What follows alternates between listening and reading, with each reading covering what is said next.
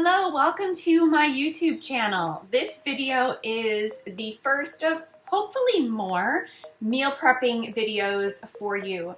As a registered dietitian and most importantly a mom, it can get difficult on a daily basis to serve healthy meals every day, and not only to my family, but because I work from home, making sure that I'm able to just grab something really quickly and not take too much time out of my day, considering the kids are gone, and that's when I want to get a lot of things done. You know, just knowing that there's something that I can grab in the refrigerator really quickly on a whim. So this video shows you really step by step a breakfast that I've done, a lunch that could easily be used for dinner as well. And because I always like to use Monday as my meatless day, I also had included what I was doing for Monday. So I hope that you enjoy this, and if you have any questions, please look below. All of the links to how you can contact me are there. And if you think that this would help somebody that you love, please share, and I will see you next time. Thank you.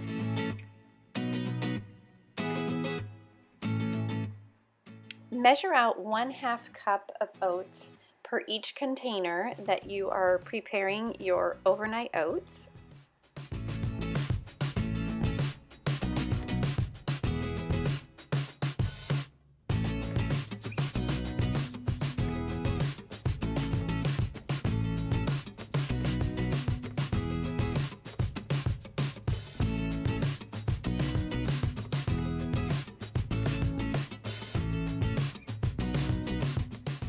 Add to that cinnamon, turmeric, as well as salt.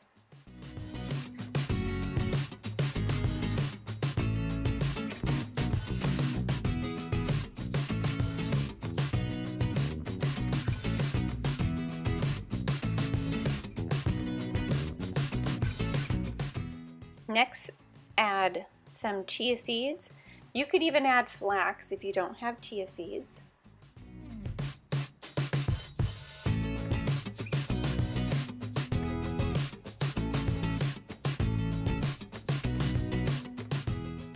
For some added protein as well as extra nutrients, grab your favorite protein powder and add that as well. This time I'm using vanilla as the flavor.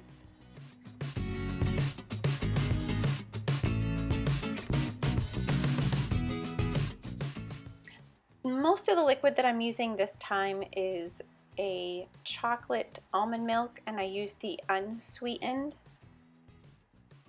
And once I mixed it up, I realized that I probably needed a little bit more liquid, so I did use just the plain vanilla almond milk. It wasn't the chocolate flavor.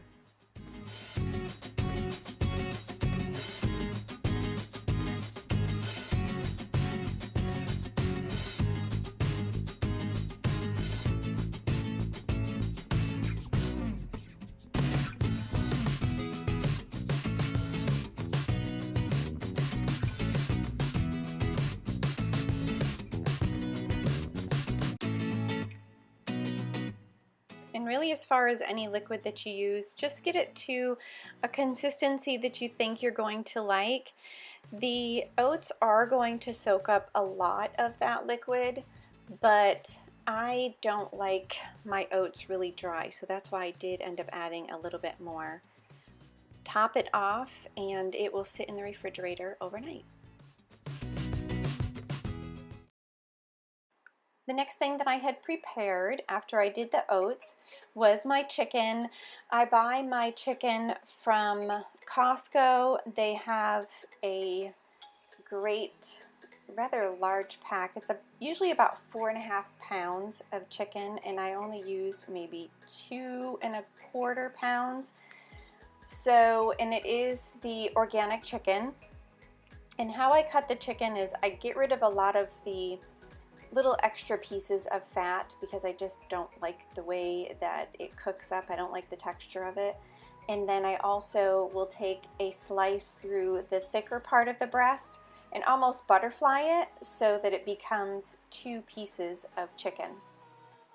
Then I drizzle it with a little bit of olive oil, and the seasoning that I had used, I picked this up at Trader Joe's, and it's a really, really good seasoning. So then I just seasoned each side, and in the meantime I also had the oven preheating at 375, and I baked this chicken for, it was about 15 minutes, and I also did flip over the chicken halfway through cooking, and it came out perfectly.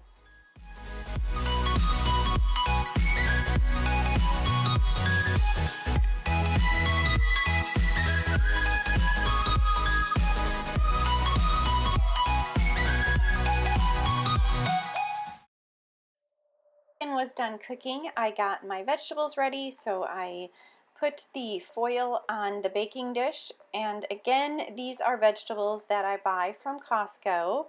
These are not organic vegetables. I really wanted something different. They're really colorful. They have some yellow carrots, regular carrots, and I just wanted something different. You get tired of having broccoli and green beans all the time, so this is what I chose.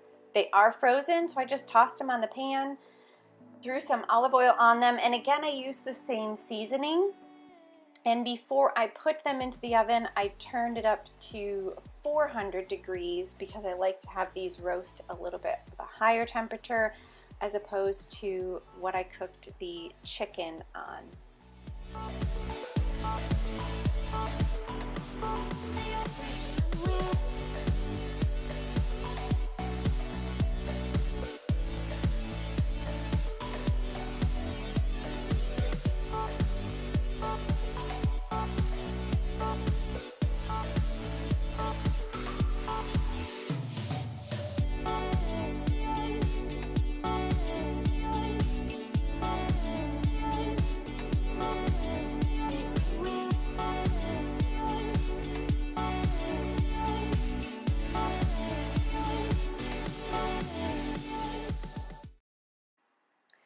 Once the chicken was done and the vegetables, I added it to my containers, which I will include a link below for where I got these containers. They're really, really great. I have one that I tossed in the freezer, so I have yet to see how that, how that works with these containers.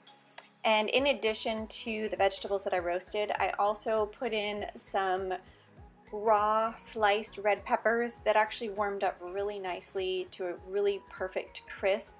And the rice that I used, that recipe is below as well. That's just one that I had used in meal prepping for my work, and it was a really, really great complement to the other items that I had in this meal.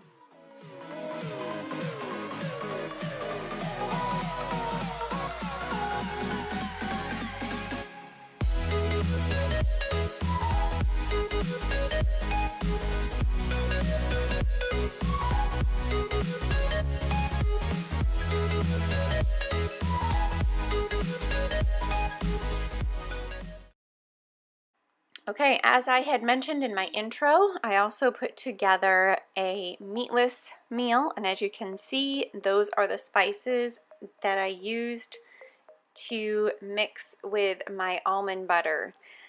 If you haven't added extra flavor to almond butter, it may come off as something odd or weird, but quite honestly, it will bring a whole different light to your almond butter, trust me.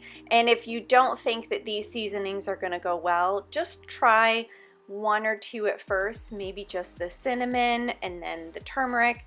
Turmeric really doesn't have that much of a flavor, so I say definitely go ahead and try. I had a couple of sweet potatoes that I boiled at a low temperature, and I just made sure I paid attention to it because I don't like my sweet potatoes overcooked. And then just mixed up the seasonings with my almond butter. And I also had heated up my edamame because I wanted a little bit of extra plant protein in there. And then once the almond butter was mixed up, all I did was put it over the sweet potatoes. And as far as prepping this ahead of time, you could easily do that. Just make sure that you put the almond butter in a sealable container and put it back in the refrigerator. Oh yes, I also put in some coconut milk to make the almond butter a little bit easier to drizzle over the sweet potato.